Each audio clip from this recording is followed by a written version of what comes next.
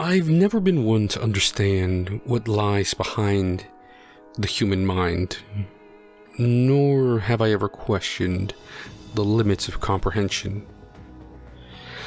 Yet my whole view of what I knew was tossed out the window and sent to the stars. All because I decided to look too far, just to see what would look back. The world was normal. I was normal.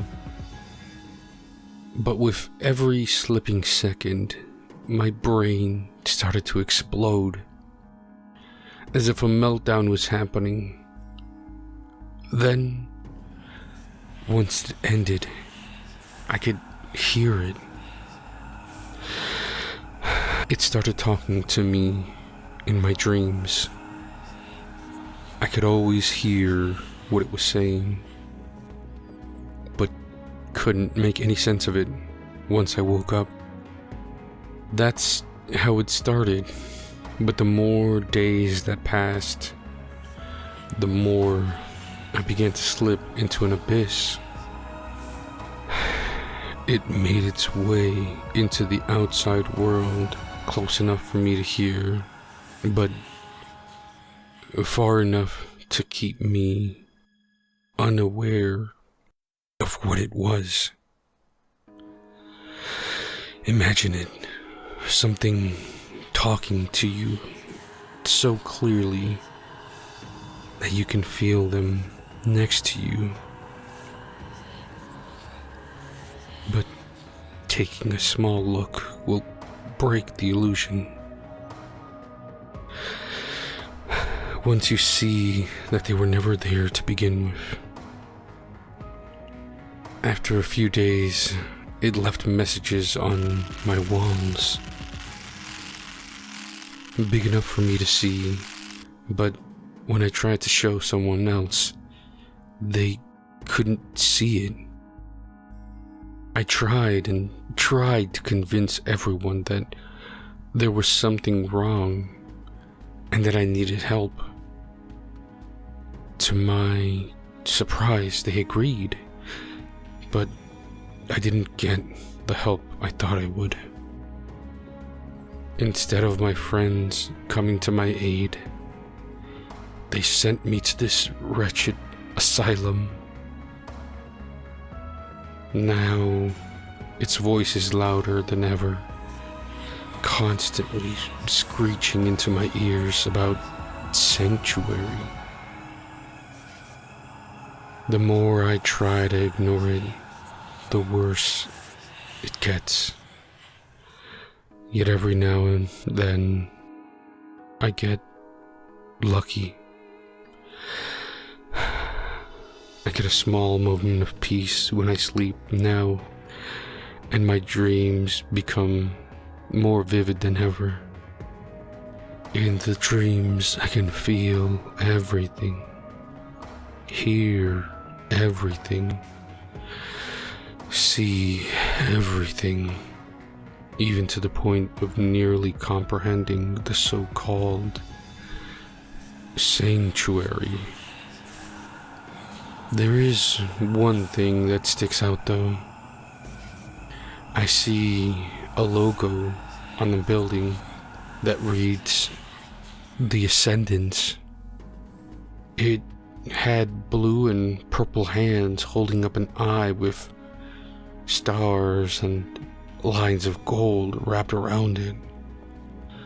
I've tried to stay asleep, to see in the building, but when I do, I feel rows and rows of teeth dig into me, forcing me to wake up. The pain hasn't gone away still, and with each dream, I get closer, but my body starts to decay faster. I'm in a race against time, and I fear that I'm in second place. Please investigate anything related to what I've experienced. for I believe it holds the key to push further into the world that hides beneath our own. You close the camcorder after viewing the recording and look ahead. There is a building up ahead, one wrapped in vegetation and dust. The logo he spoke about has since been removed, leaving nothing but a dark stain to outline the old name. Walking inside, you see that it's all abandoned, but there are so many leaves that the light from outside slowly becomes darker until it's fully blocked out. Documents are left scattered across the floor. Picking one up, it reads 05-23-18. Test subject 77. What was there hasn't been found. We have sent a new person down into their realm. Nothing we do seems to open it further, but we believe that this could be it. Signs were different this time. Instead of the subject being turned into a slurry of meat and muscle, they were able to move and see everything. Nothing was different about the procedure except for the person. We've sent honest, willing people before, but they ended up dead so often. This time, we took a death row inmate, one considered to not have a soul. When they went through, nothing happened. We had a camera attached to them so that we could see the other side, but everything was blurry. So we ordered them to come back to document what they saw. Once they stepped back through, however, they changed. They started to grow bigger, in a sense, starting to lose their humanity further along the way. We had them locked up, but word around the building is that we're moving from this place. The new location is in the woods outside an isolated city. Apparently, it's the best place to test, since it seems to be closer to the weird monsters that come up. I have a lot of packing to do for preparation, but looking at the test subject, they don't resemble what they used to be. Nothing from before the test can be found. All we have left is this monster, and I hope I don't have to find out what it can achieve. RSR-T, Dallas. You open the camera to start recording the area after reading the document, walking further into the facility, but something felt off. There was a hot breath on your neck at every turn you made, getting warmer and warmer as you walked deeper and deeper. The world around you getting darker and darker as a result, until finally it stopped, and a loud roar was heard, chilling your blood and freezing your bones. A set of sharp claws had pierced your stomach, and suddenly your body was ripped apart. The camera fell to the floor, still recording the sounds your body made while it was being eaten. The crunch of the bones and the slurping of blood made everything more grotesque, and your surroundings grew cold. This was the day your curiosity had killed you. The last thing you heard before your eyes lost all light was the sound of footsteps fading away. The monster has freed itself, and it's thanks to you that the world will have to deal with it.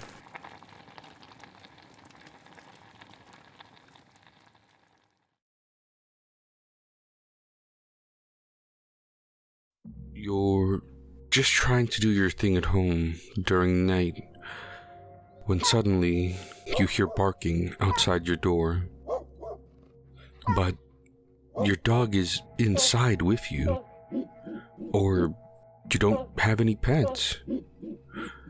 The point is that the thing barking outside your door isn't your pet. Follow these rules to survive. 1. Unlock your door, but under no circumstances should you open it. This will be explained later. 2. Do not make any noise. It has good hearing, just like dogs. 3. Do not look outside. If you see it, there's nothing that can be done to help you. 4. Turn off all lights and get in your bed.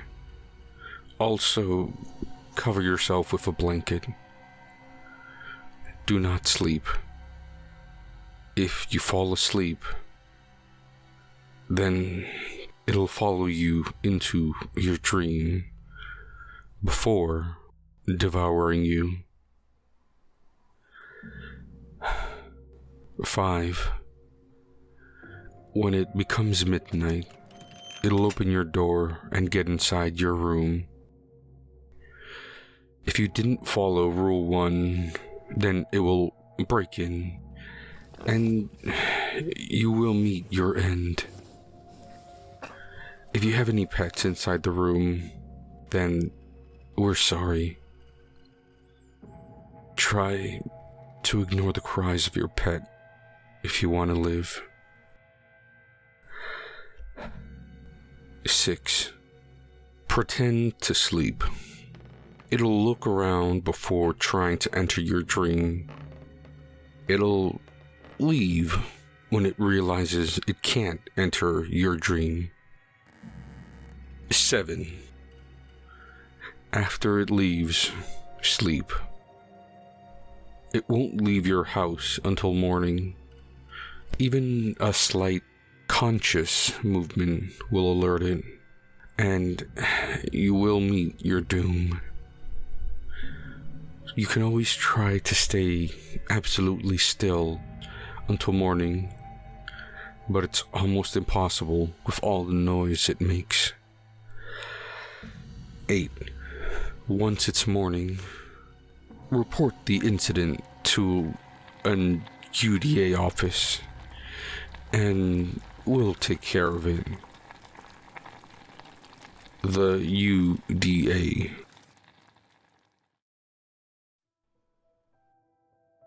Arya Vanth strode down the cobblestone streets of Ravensgate, her boots clicking purposefully on the damp stones. The chill mist that shrouded the city swirled around her like tattered gray shrouds. Pulling her coat tighter, Arya quickened her pace toward the hanged man. The tavern where she was supposed to meet her childhood friend, Liam. He had sent her a cryptic message, begging her to come at once. Fear and worry gnawed at Arya's insides. Liam had always been a troubled soul, prone to dark moods and flights of fancy. But recently, his behavior had become truly erratic. He spoke of dreams, nightmares filled with visions of blood and shadow. He had become furtive and distant, vanishing for long stretches and offering only vague explanations. Arya feared Liam had fallen in with a bad crowd, or worse, succumbed to the same madness that had driven his artist father to take his own life. The dingy entrance of the Hanged Man loomed ahead. Arya stepped into the smoke-filled tap room, scanning the patrons for Liam's tall, lanky figure and mop of unruly black hair. But he was nowhere to be seen. Arya sighed and took a seat in a sticky booth. She would wait a while longer, nursing a mug of sour ale. Liam had never been punctual, even at the best of times. An hour ticked by, then 2. But still, Liam did not appear. The coals of worry in Arya's gut flared into flames of fear. Where in the hells was he? This wasn't like Liam. He had sounded so insistent, almost desperate in his message. Just as Arya resolved to go searching for her friend, the tavern door banged open. Liam stood framed in the entrance, his hair plastered to his forehead, his eyes wide and glassy. His gaze found Arya, and he rushed over, practically collapsing onto the bench across from her. He looked haggard, with dark smudges beneath his eyes, and a sickly pallor to his skin. "Arya, thank the gods you're here," Liam gasped. "I don't know what to do. I'm in deep trouble." "Slow down, Liam. Take a breath," Arya said, trying to keep her voice calm despite the anxiety twisting her stomach. "Tell me what's going on."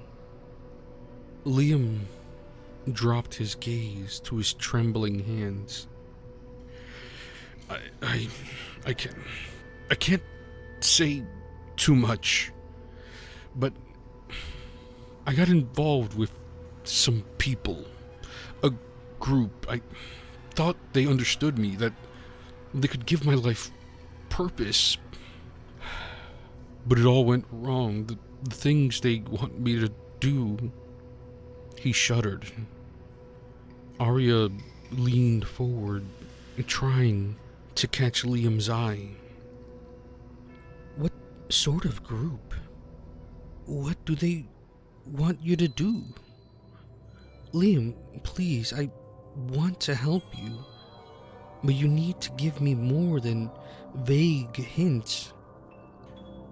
"I've already said too much." Liam shook his head. "I shouldn't have contacted you. I'm putting you in danger. I need to go." He lurched to his feet. "No, wait!"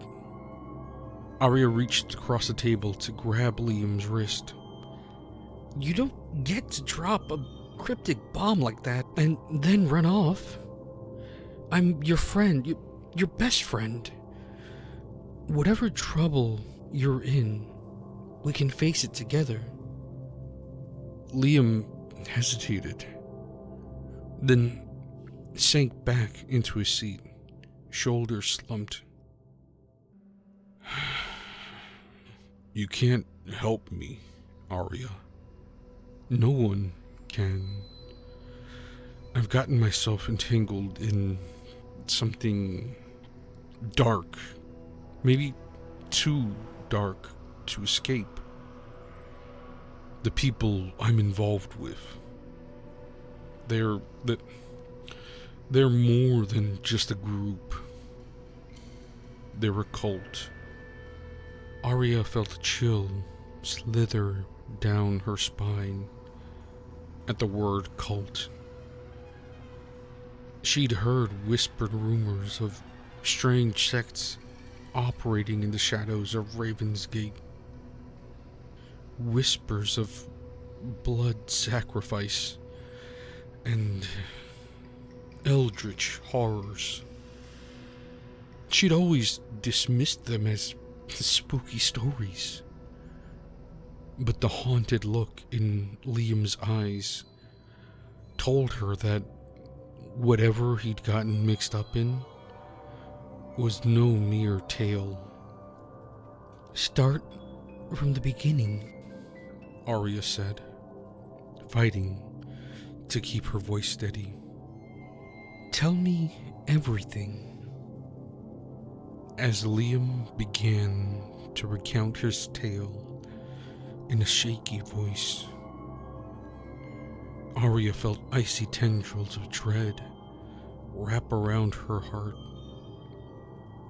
She sensed that her friend had stumbled into something far more sinister and dangerous than she could possibly imagine, and that by reaching out to her, he had unwittingly drawn her into the nightmare as well.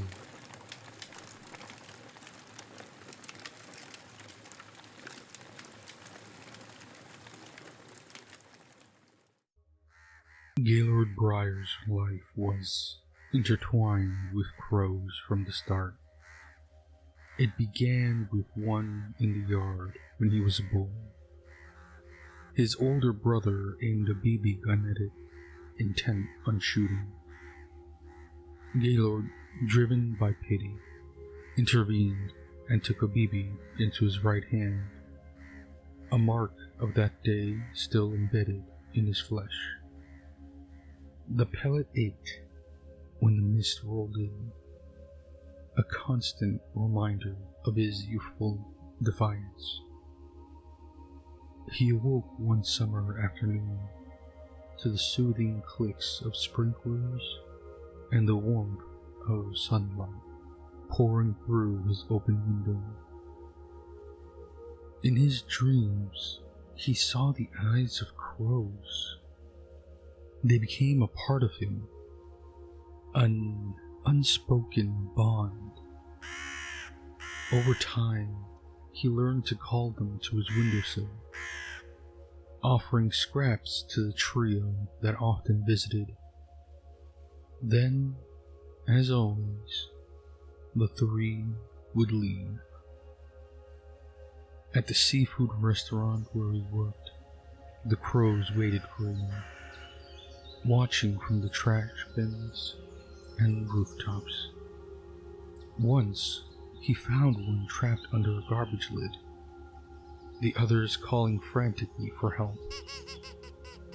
Gaylord lifted the lid, freeing the bird, and they all scattered into the sky. Days later, he found gifts atop his car. 2 pennies, a car wash token, bits of jacket stuffing, a yellow wire, and a green pebble. The crows perched nearby, watching him intently, gauging his reaction. He accepted their offering, feeling the weight of their silent acknowledgement. Years passed, and the crows never left his life. He saw their intelligence in the park with his nephews, as a single crow drove off 2 falcons. Another time, he witnessed one harassing a bald eagle, outmaneuvering it with relentless cunning. He observed their tactics at the restaurant, where they worked together to keep seagulls away, because the seagulls would spread trash, prompting the workers to keep the trash cans shut.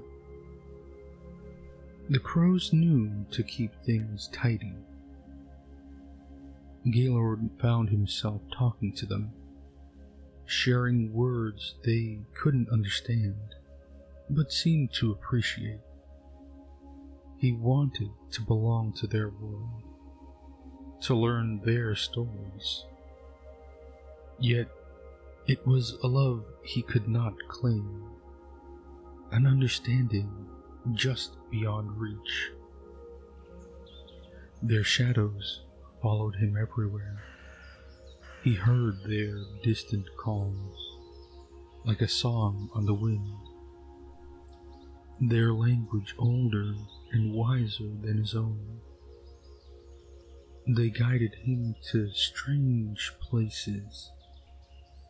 A bush of peculiar berries that made him sick, allowing him to hear the music of the world. The violins in the grass, the orchestra of crickets, and the morning song of a crow mother. Despite the connection, Gaylord lived the life demanded of him. He dug and earned, taking jobs that paid more but offered less beauty. The crows watched with what felt like laughter, mocking his masquerade. Relationships faltered. He left the woman after only a few nights, returning to the solace of his feathered companions. One evening, they led him to the port, where thousands of crows gathered in a parking lot, under a shaft of white light. 4 crows stood in cross formation, and the court of birds sat silently in witness. 2 crows fought, a ritual unlike the savage battles he'd seen before. The duel had rules, an unspoken respect between the combatants. When one fell, the others dispersed. Only the wounded crow and its mother remained. Gaylord stepped forward, lifting the injured bird and taking it home. He named the crow Corey and cared for him diligently. Corey's wings, clipped during the trial, left him unable to fly well. They walked together, Gaylord carrying him on his shoulder. Over time, they developed a shared language, a hybrid of crow calls and human words. Corey spoke of places they explored, weaving stories Gaylord could only partially grasp. Their wanderings led them to trails untouched by man, places of ancient magic and hidden springs. One day, Corey warned him, "Do not look, my lord." But Gaylord looked. In the branches he saw her. Large brown eyes, dark lips, freckled cheeks lit by dappled sunlight. She moved like a whisper through the leaves, silent and ethereal. Corey urged him to leave, and this time Gaylord listened, sensing danger.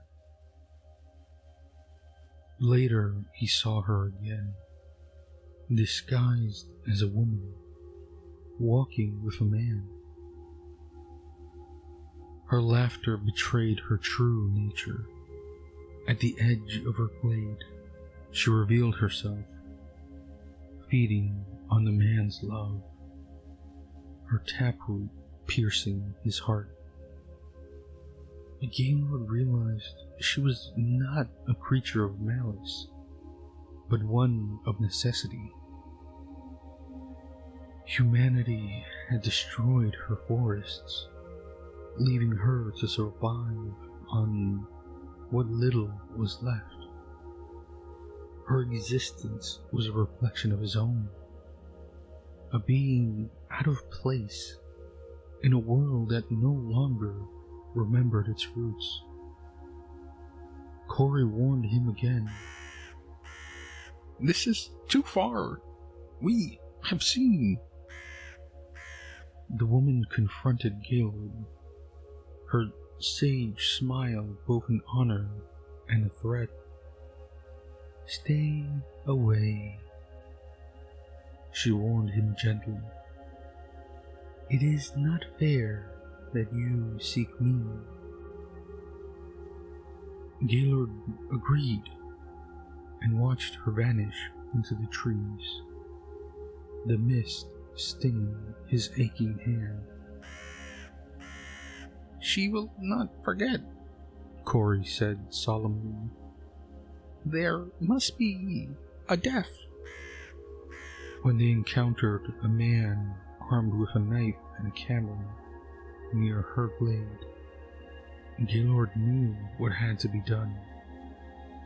He followed the man, using Corey to track him. When the moment came, Gaylord struck, knocking the man unconscious. Far from her home, Gaylord ended the man's life, severing his spine with the knife. Corey perched on the corpse. "You are dead now," he said, pecking out the man's eye. Gaylord wiped his fingerprints from the knife and carried Corey away. "Some paths are best left unexplored," Gaylord murmured, his heart heavy with the knowledge he had gained. Corey ruffled his feathers.